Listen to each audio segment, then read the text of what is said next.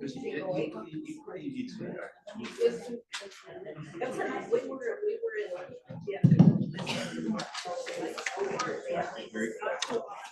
evening, everyone. My name is John Taves, and I'm the event coordinator here at McNally Robinson Booksellers. We're delighted to have you all here. You can applaud if you're so much. Thank you all so very much for joining us here this evening. Before we begin, I would like to acknowledge that McNally Robinson is located here in Treaty 1 territory. That is the traditional territory of the Anishinaabe, Cree, Anishinaabe, Dakota, and Dene peoples, and the homeland of the Métis Nation. In addition, of course, McNally Robinson Booksellers itself rests on the land once occupied by the Métis community of Winnipeg. We're delighted that you could join the Métis community of Roostertown. I'm terribly sorry. But regardless, we are so very pleased that you're all here tonight with us. We are here, of course, to celebrate the launch of The Three-Legged Fox, the debut novel and debut mystery from Carol Dahlstrom.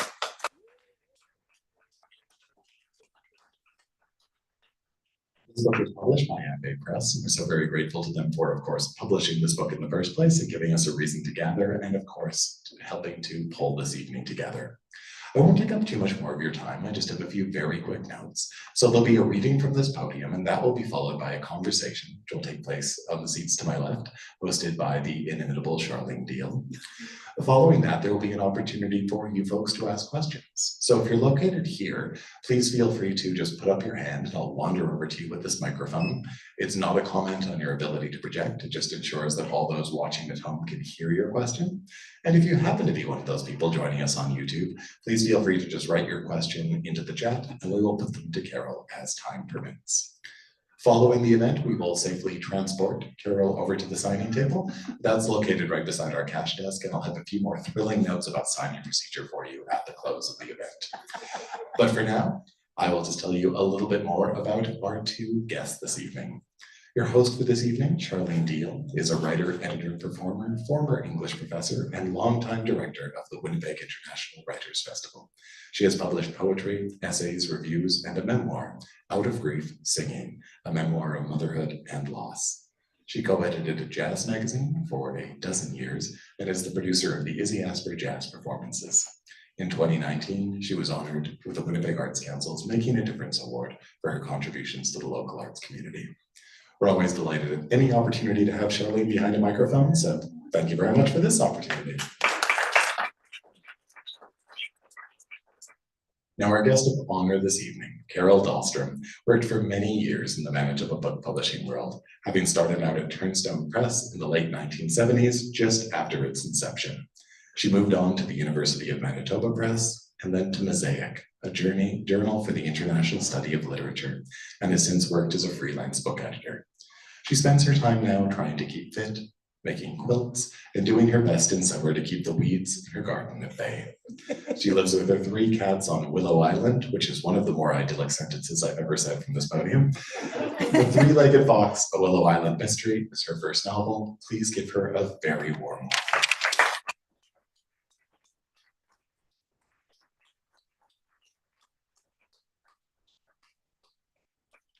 Well, thank you, John, who's back here. I'd like to thank McNally Robinson for the remarkable work that they do to support readers and writers alike in our community and in Canada, and for hosting launch after launch after launch. I'd also like to thank Matt Goodry of At Bay Press for publishing my work.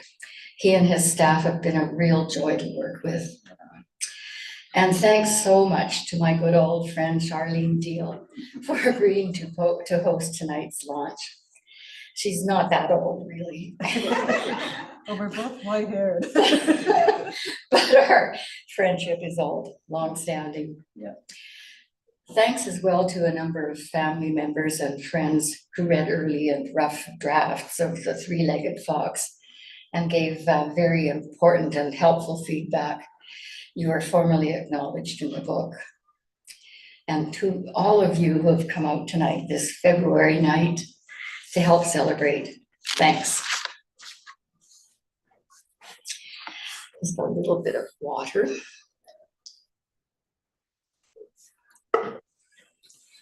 So I'd like to start with an excerpt from the very beginning of the book. Saturday, the 19th of August, 2000.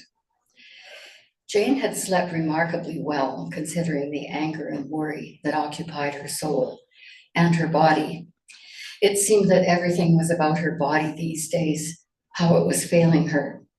She'd gotten up at 8 o'clock.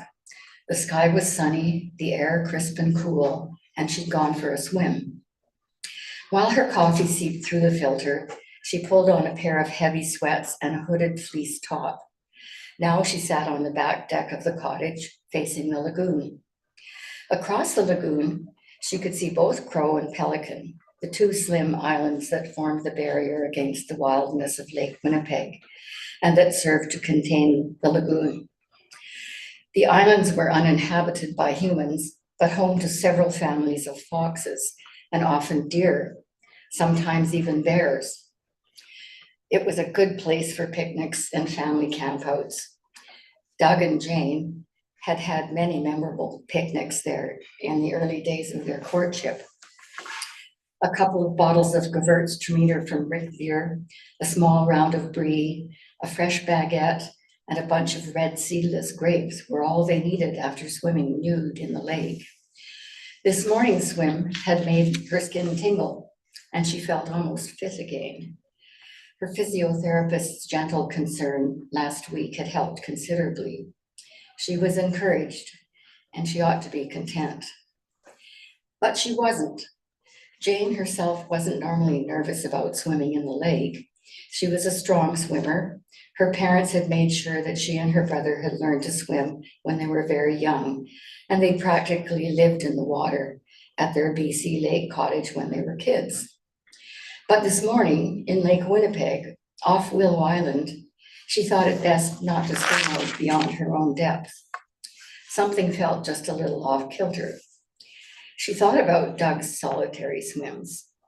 Sometimes in long gone better years, when she was working in the city and he was alone at the cottage, he'd call before going to bed and say that he'd just gone for a swim. She would worry.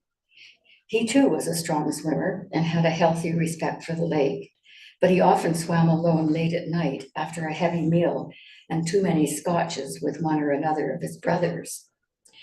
Several of his brothers, alongside Doug, had built cottages on Willow Island years before. It was a closely knit family. Doug's solitary swimming wasn't the real problem, of course. The real problem was the specter of his infidelity. Doug was different this summer. He had stopped calling before going to bed when he was here and she was in the city. And when Jane called him, he would seem irritated. Living with you is like living with Sherlock Holmes, he'd once said, trying to make it sound like a joke. But it was true. Jane had become suspicious, and in spite of herself, she'd started keeping track of him. No matter how hard she tried, she hadn't been able to mask the hint of accusation in her voice when she asked about his day, or his work, or his colleagues or students.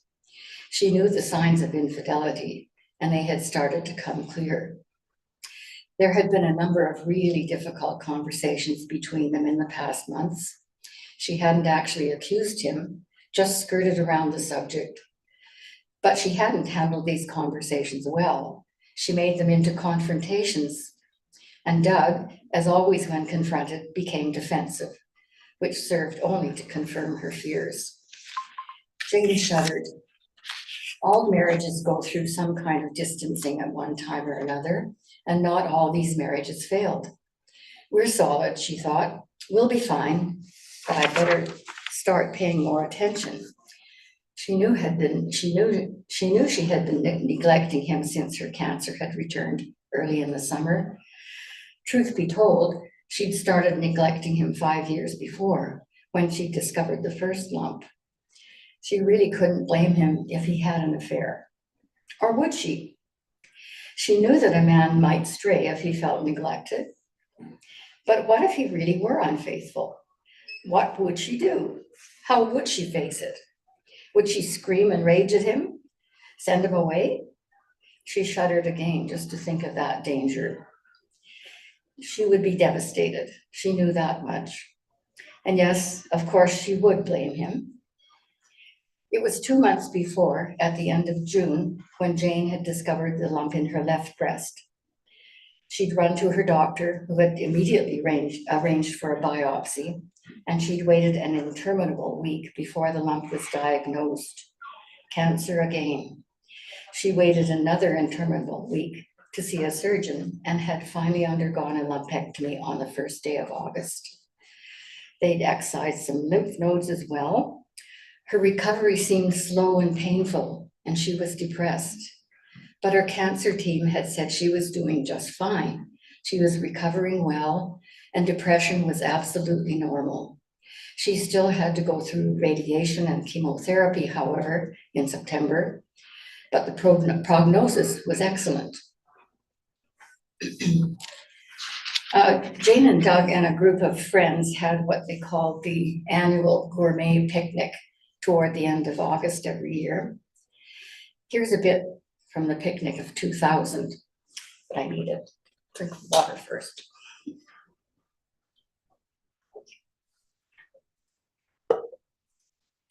Barb pulled into the driveway just as Jane was filling 2 thermal cups with the rest of the coffee she'd made earlier. She made sure the coffee maker was off, then grabbed her Tilly and some sunscreen and headed out onto the back deck. "Hi, Barb," Jane shouted. "I've got coffee for you." "Great. Are you ready to go?" "Yep. Anything I need to bring?" "No, just yourself and an appetite." "I'm not all that hungry just yet, but I'm sure I will be." "Right," said Barb. There's going to be plenty of food, and you're off the hook for this year." "Yeah, but at least I could have made the usual deviled eggs." "I've made your deviled eggs," said Barb, "complete with borage blossoms on the tops." "Thanks, Barb. What a good friend you are." "You're welcome. I made a glazed strawberry tart too, you know, the one with the ground almond crust," said Barb. "It's my favorite, of course, and it'll be up to you to watch that I don't eat the whole thing myself." They would start as usual with shots of schnapps, either aquavit or Brennivín. The schnapps bottle was always placed into a cardboard milk container filled with water and wildflowers and put in the freezer a few days ahead, so it would arrive at the picnic in a solid block of ice. A very elegant object once the cardboard was stripped off. On the menu for appetizers were the deviled eggs, crispy deep-fried eggplant thins, and a cold cucumber dill soup. For the main course, there would be a hearty seafood salad, a goat cheese and red pepper frittata, an Italian sausage, red onion, and 3-pepper dish, quick seared in a pan over an open fire and finished with pepino, a couscous salad with olives, feta, and raw vegetables, a wild rice, orange zest, mint and pecan salad, and a crisp green salad. For dessert, there were pecan brownies, the strawberry tart, a rhubarb crisp, and seedless red grapes with Cambozola cheese.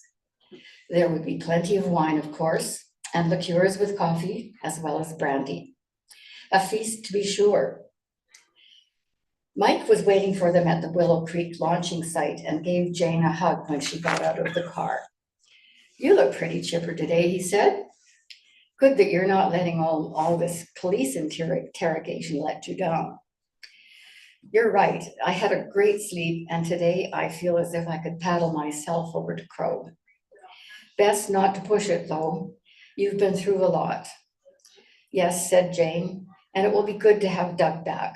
He said he'd be here sometime later this afternoon, not to miss the picnic." Jane helped Mike and Barb as much as she could to unload the car and lug the coolers to the edge of the water.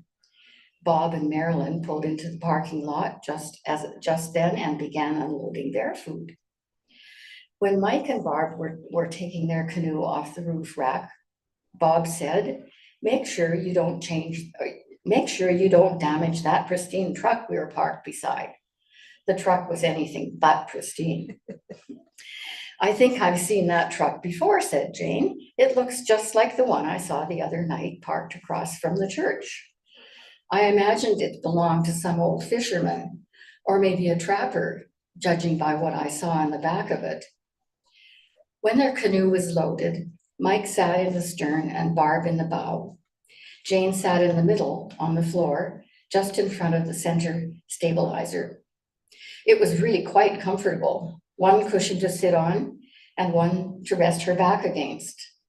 Much more comfortable than the kneeling position that paddlers normally adopted. She was certainly of two minds about being looked after, though. Normally, she liked to do things for herself, to be independent, but she had to admit that now this pampering was pretty nice. Jane, would you like to go over to Pelican and talk to the fox guy, the hermit? Asked Mike. I told you, didn't I, that he's doing some research there and has been tracking that three-legged fox? You might want to compare notes. That would be great, Mike. I haven't seen old Three Legs for a while. Maybe he has. But I've been thinking about her because I saw an old trap in the ditch the other day and wondered if that's how she'd lost her leg. And then I saw the same kind of trap in the back of that old truck the other night. The hermit's encampment was only about half a kilometer beyond the picnic site, so it wouldn't take long for them to make the diversion. The hermit was obviously aware of their approach. He stood up from where he was sitting beside the fire and started to make his way toward the edge of the water. He was unsteady on his feet. It looked as if he might be more than slightly inebriated. By the time Mike and Barb and Jane were about a meter from the shore and were within shouting distance, the hermit had reached the water, as if to greet them, but said nothing. It was clear that a friendly greeting was not his intention. As the bow of the canoe scraped onto the shore, Mike said, "Hi there, just thought we'd come by and say hello. How goes the research?" Mike stepped out of the canoe into the shallow water, put out his hand and said, "Nice to see you again. I'm Mike Masters. We met a couple of days ago, remember? Came over on a skiff with another guy. But I don't think we exchanged names then." "Name's Charles," he growled. "Charles, nice to meet you. A bunch of us are having a picnic just back there. Our stowaway here knows that three-legged fox you mentioned. Has a name for her, in fact." "I've finished up here," Charles slurred. "Pulling out this afternoon. And the three-legged fox is gone."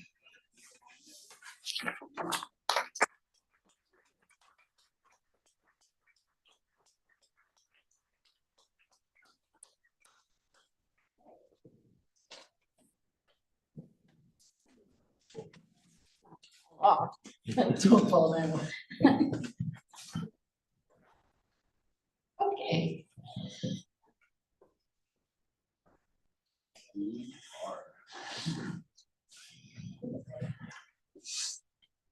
Thank you for that.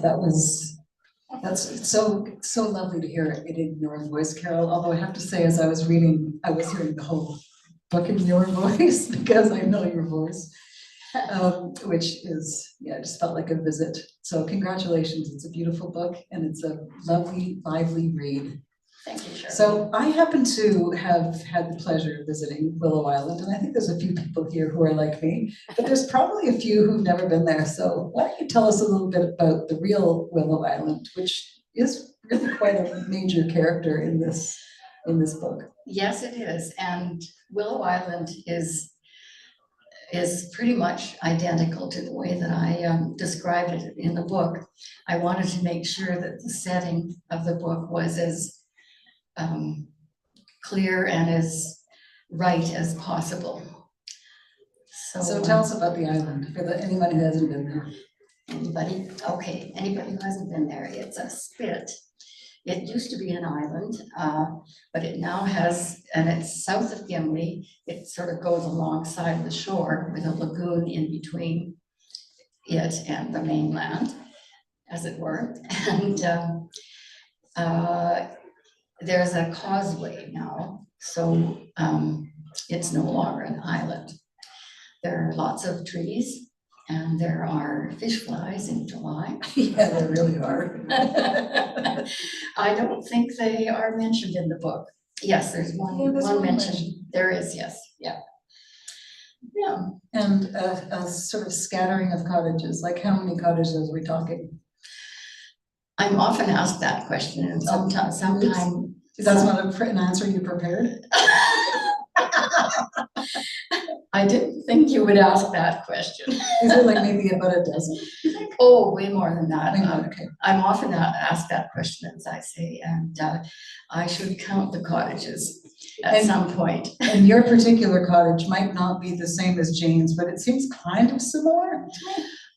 The cottage that I describe in the book is a real cottage that I inhabited many years ago. Yeah. And I think it's pretty accurate, the little cottage. So that actually helps me to ask one of the questions that I thought about a lot as I was reading through, which is there's a lot in the book, because I've known you for a long time, there's a lot that I feel is quite grounded in your lived experience. So I was curious if you talk a little bit about kind of that work of taking real experience in real places and even real people and kind of doing that stretch and exploring the sort of fictional dimensions maybe, or the stories that could kind of elaborate out of real life, because it was kind of uncanny in a delightful way to read and think, oh, I recognize that. Oh, wait, I don't know that. Oh, I do know that. Well, that's a question that I struggled with throughout the whole book. What whether it's going to be biographical, autobiographical, or what. And as a matter of fact, it started out many years ago as a journal. Oh, interesting. When my husband and I were separated. And the journaling did the trick. I got over it and put the journal away. And then I was sitting on the deck of the cottage one day reading, having just read Peter Robinson, and I thought I could do that too. But then I thought, well, I really want it to be Willow Island. I want it to be actual Willow Island. The people are amalgams of almost everybody that I know. Some might be quasi recognizable, but not really. The plot is pure fiction.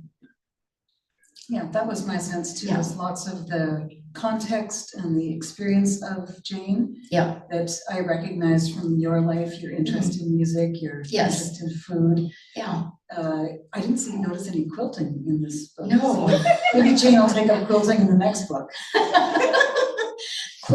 Quilts do appear in the next book. Yes, excellent. Okay, well, so there's a question you didn't even know to ask. Right? Was that an answer you prepared? Yes. Okay, we can come around to that again. Yeah, so tell me a little bit about like what were the stresses or struggles with working with actual like journal material, and kind of how do you repurpose that as something that is a story, a mystery? I'm not sure how I did it, but I very clearly wanted the fiction to be fiction and have its own life. How I did it, I don't know. Actually, it wasn't all that hard to get my imagination going based on the base. So do you think now, from this side of the book, that that making a mystery out of that journaled experience, has it changed your relationship to, the real lived experience, do you think? Good question. I think so. I think it's helped me distance the real experience. Yeah. Yeah. So one of the things that I enjoy about this book is, although it has like lots of intensity and a little bit of nervousness that kind of runs through, because we're all trying to figure out what is what. But I think what I found so compelling is that the characters sit so centrally I guess when you say Peter Robinson, his mystery writing is like that too, very character-centered, very dimensional. And so I was thinking as I was reflecting on this book that to me, ultimately it's about Jane kind of gathering in her own strength and kind of coming to terms with her own core. And I noticed from the start, she's starting to do things independently. I think even one of the passages that you read, you talk about her sense of independence, but I felt like her actual independence didn't really come into sort of fullness until we were a long way into the book. Right, yes. One of the things that I was thinking about when I came to the notion that I might be able to write a book was, I was thinking about the notion of vulnerability and coming out of that. And so I wanted there to be some growth in terms of her vulnerability. Now, the fox, the three-legged fox, is a feisty critter, and she identifies with him, of course. I hope I'm not giving everything away, but I'd like you to talk more about that fox, because yes, there's a lot of, there's a kind of identification, but the fox is also this sort of elusive figure. Yeah, so can you just say a little bit more about what are you driving at there? Well, first of all, I've never seen a three-legged fox. This is from the fiction part. Well, but I've seen lots of, four-legged foxes. I don't know quite how to answer that. Can you rephrase it? Well, I think that the three-legged fox has a lot of symbolic weight, and it's not just a character that occasionally visits her, that she sees and she identifies with, but I feel like it kind of runs through the narrative as kind of holding an idea or a concept or value. And I wondered if you just talk a little bit about that. Yes, Jane sees the fox as a survivor. Obviously, she survived from, she was a cancer survivor at this point, and she identifies with the three-legged fox and sees her as a model in a way. Also, I think at some point she says, I don't even know if the fox is a she, but she's a she to me. Yeah. I really like that moment. Yeah, that's a part of the identification. Exactly. Yeah. And a little bit wild.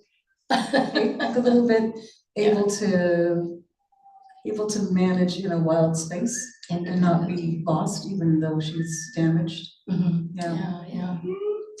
I was also thinking about the centrality of friendships in this book. And I wondered if you talk a little bit about that for the character. For Jane? Well, she has a number of very good friends in this book, as I do in real life. So that part is not a fiction. But what could I say about the friends? Well, Barb is a good friend, and I don't think I could say anything more about the friends. Do you think that the friends all allow her to access certain parts of herself that maybe she's had kind of protected? Maybe part of the vulnerability piece? Probably, yeah. I think about the musical friends that she has who are really helping her, supporting her, and getting back to her vocal activities. So that's one of the real things that I know in our walk together, that there was when we were first knowing each other, we were singing together on a stage, which is kind of odd, isn't it? And then for a long time we weren't singing at all. And so I was actually quite excited to see that part of your lived experience was folded into Jane's self, because there's something quite dramatic about losing your capacity to sing. Yeah. So do you care to talk a little bit more about that, either from your own experience or from the point of view of your character? The point of view of the character, it's another loss, like the loss of the fox's leg, and she eventually in the book overcomes it, and that's just another connection. Yeah, it's another one of her vulnerable spots too, Yes. that she Yes. finds a way to engage with and recover from. Yeah. I'm taking great hope from that, because I'm not singing now either. I can't sing at the moment. So yeah, it is really quite startling to lose a part of your expression that you didn't know was going to go away sometime. Right. Yeah. Okay, so I wore my Gouda earrings, in case you can't see them from afar, because there's a lot of food in this book, and you read us a fantastic food scene. And I have to say, one of my very most treasured experiences as a grad student was coming to one of those gourmet picnics. So yes. That list of food and that extraordinary space and that experience, and the frozen aquavit, which I had never experienced before. That's the fastest, hardest drunk. Holy! Highly recommend that, just maybe once. Well, actually, the annual gourmet picnic is definitely not a fiction. A bunch of us really used to do that, as you say, and I'm not sure whether I excised this from the book, but I did mention that some of the guests would sip their aquavit, not take it down as a, and I think there's one person in the audience. There's a sipper? There's a sipper here in this audience? I just took my instructions, which said, you slug this back and then you see what happens. So there's a lot of food in this book. So I do actually want you to talk about that, because I'm curious, what does that signify for this character? I really don't know how I got so much food into this book. I have a hunch. I mean, you are an excellent cook. And, with just outrageous hospitality. So anyone who ever gets to eat food with you so if you haven't yet done this, suck up over there in the signing line, buy 3 copies, I don't know what to say about that. I don't know why there's so much food. Well, I'm going to make a wild guess, and you can say, yeah, that resonates for me. I think it partly relates to, and I see this as a dynamic that is similar between you and your character. So I know that you are not your character, but I know that your character expresses many things that you have experienced. That's how I think. Yeah.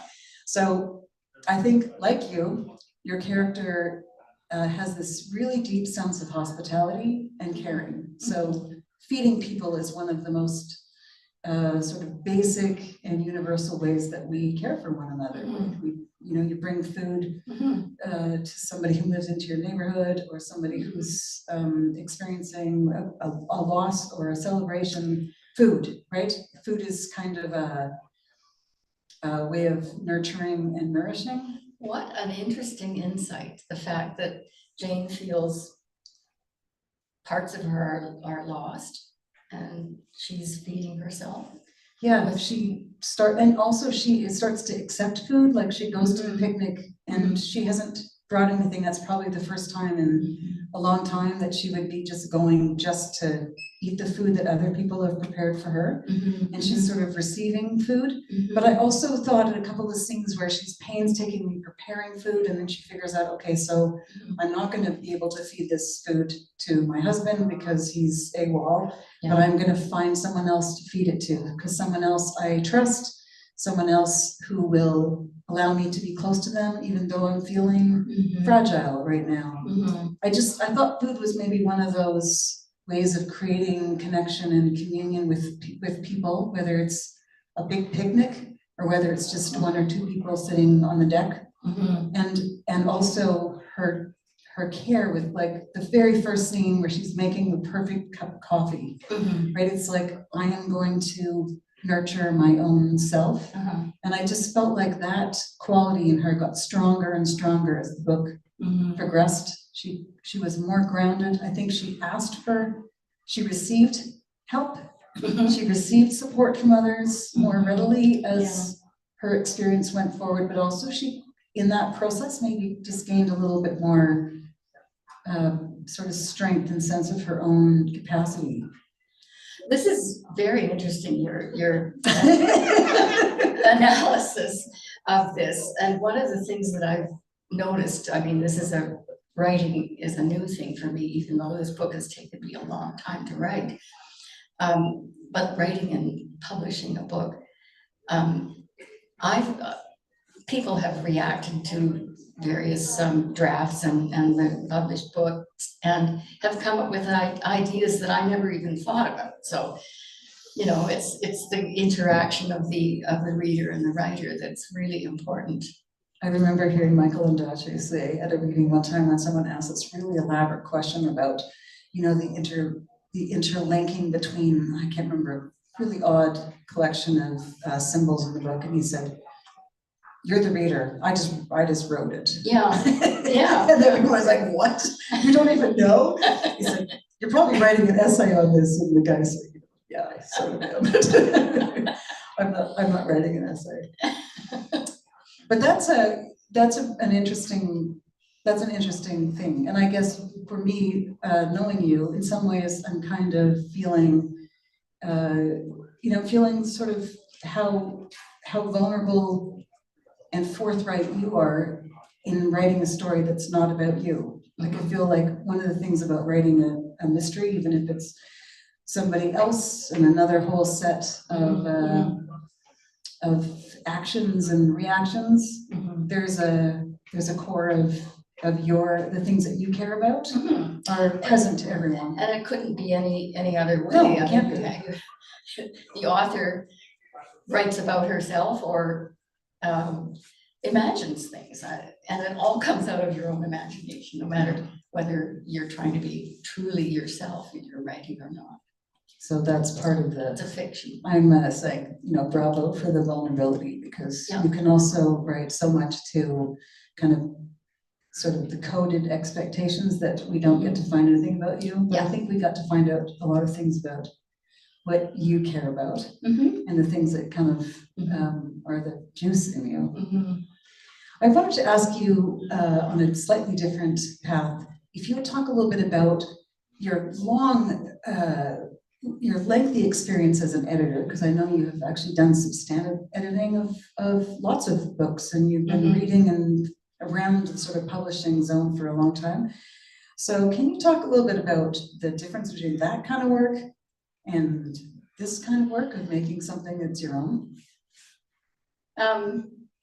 Well, there's, first of all, it was really interesting to be edited in this project. Matt's editorial staff, I think it went through various three stages, I think. And it was a fascinating process for me to because you've often been in that editing. Well, absolutely. Up to this, at this point, I had always been the one suggesting changes, and now somebody's suggesting I might change something. But I welcomed those comments, and it was very interesting, and I enjoyed that process. It's quite exciting, isn't it? It is. You realize that someone's helping you to make it flourish. Yeah. And the other thing about editing too is the editing of this book is that this document that I read, I had to print it out large because I can't see the little tiny print in my book at that distance. And even when I was practicing reading it, I was making changes all the time. So it's actually quite different what I read from what's in the book. The book is going to be a surprise to you. Buy the book for yet a different version. We sometimes can't stop, right? You can't stop tinkering once you kind of become a absolutely capitally editor bug. It's like There's no escape. But when you were actually making the story, did you feel like your that sort of editorial eye was hanging around, or you just banished it? No. Like, out of here. No, it flowed by itself. But I did, when I was revising, I did it many times. So yes, I turned into an editor at one point. Yeah. An early point. Can't not. Yeah. And you're saying this is book one? And do other books have the three-legged fox in them? No, the three-legged fox eventually dies. In fact, in the book, she lives a lot longer than most foxes do in the wild, but she's How long not. do foxes live in the wild? 10 years would be the very most, but 2 years would be probably More likely. about right. That's what I've come up with my research. But in the book, I've started again. Some of the characters are the same. Jane is central, and there's a mystery that Jane and her daughter are having to solve. Jane is in a much better space in the second book than she is in this vulnerable stage in Three-Legged Fox. People are going to be moving away from Gimli because it's kind of a dangerous place. It's kind of a small place for a lot of savagery, isn't it? Nobody will buy a place on Willow Island anymore. So this is ultimately your plan, is to not have too many people move to Willow Island. Right. It's a beautiful place, but don't go there. Don't come near here. I don't need any more neighbors. No, actually, that's not true. I do love my Willow Island neighbors. It's a great spot. Yeah. I think we can open up the floor to questions that you might have, and I think John will come popping out from behind. Oh, there we go. Wizard of Oz. So do you have questions or comments for Carol? Yeah. Well, the book sounds really intriguing. I haven't read it yet. So my question for you is, with the setting, is it summer? I mean, obviously Willow Island in winter with frozen ice, that creates a different kind of a story. I mean, Picnic obviously was outdoors in summer and beautiful weather, but I'm just wondering how much, if that has also a part of it. Obviously the setting is crucial to the story, but just the season or the weather, that kind of thing. This book takes place in, I think, about a week, space of a week. And it's the end of August, early September. It would be quite different if it were a winter. It's structured almost like it is structured kind of like a journal with with each day. So you can see what gets packed into each day. Yeah. But you've given me an idea now. I saw that. I saw that little. I think terrible things could happen in the winter. Don't you think? Yeah.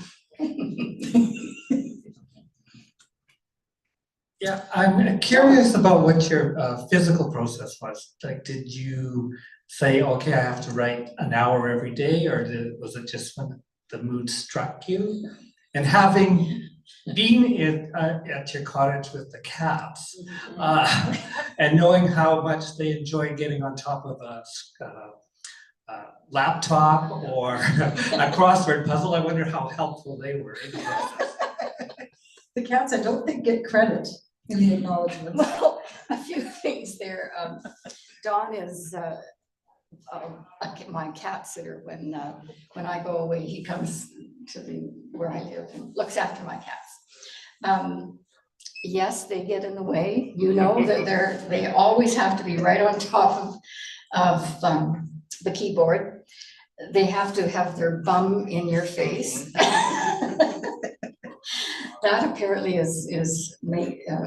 indicates friendship in the cat world. The other part of your question, no, I'm not a disciplined writer at all. I wish I were, and maybe tomorrow I will start. No, I don't sit myself down and write. I write in spurts, and mainly when I'm in a workshop situation or a retreat situation. Yeah, It's that kind of external structure that says yeah, you're here to be a writer. yeah, yeah. So to build on that, Susan asks the inevitable question, how is the new book coming along? Oh, that's Susan. Well, I am blocked with it right now. So maybe it's time for a retreat. Yeah, yeah. We can unblock you. Okay, Tell us the problem, and we'll do hive mind problem solving. okay. I'm in. Other questions, comments? Very frivolous one. Frivolous is good. Very frivolous one. After hearing you describe the picnic, I want to know if there's an appendix with recipes in it. There's another idea. No, there is not, but one of the things about this book is it's very short, and I could have plumped it up quite a lot by putting the recipes in. On the website. Okay. Matt, are you listening? Yeah, big nod. At least some of those recipes should be in there. And if you can't get an invitation to Carol's cottage, where she'll feed you because she's an excellent cook, you could at least, make them out off the recipes. I think it's a good idea. By the way, when you asked your question, Dawn, the place you stay in now where I live is not the same place as I'm describing. And it's another cottage that I had access to at the time that I started this. What year did you start writing this? When? Yeah, Well, you said it took me a lot of years, but like, Yes. what is that? well, The war had just ended. what did you say? The war had just ended.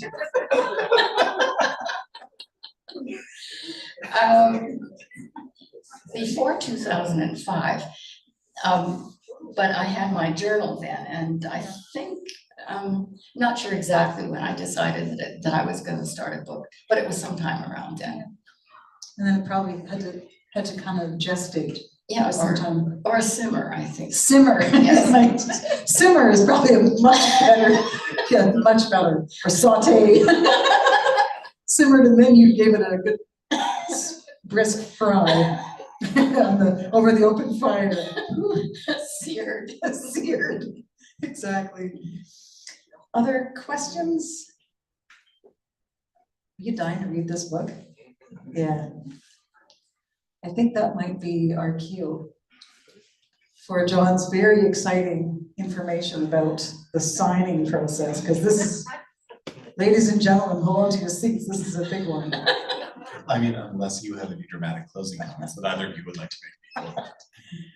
All I will say is that it's inspiring to see you create this first book, and I'm always so delighted to see the books that At Bay Press creates. They're beautiful, beautifully made books and just perfect in the hand. So well done, Matt. I really am glad for the things that you brought to this city. And it's really fun to sit up here after a lot of years, and both of us kind of encountering each other as things fell apart. Yeah. And I don't know, being shiny, white-haired, sassy women, it seems like it's hopeful, It is. So congratulations. Thank you It's very a much. very special experience. And thank you for making this very easy. We've never had too much trouble talking. No, that's true. Over to you, John. Where's John? Hiding back in my tech closet. So thank you all so very much once again. We will now move along to the signing procedure, so please join us as we bring Carol over to a table just beside our cash desk. We have copies of the three-legged fox at the signing table itself. We have copies of the cash desk. Please feel free to get a copy signed. Just please do pay for the book at some point before you actually physically leave. We're so pleased that Charlene could come on board for this event. So very grateful for her questions and her commentary. So grateful to all of you for joining us here on this now actually somewhat chilly February day. And grateful to Abbe Press for all that they do in the literary community here, including enriching our lives with books like The Three-Legged Fox. So please join me one more time in acknowledging Carol Dahlstrom.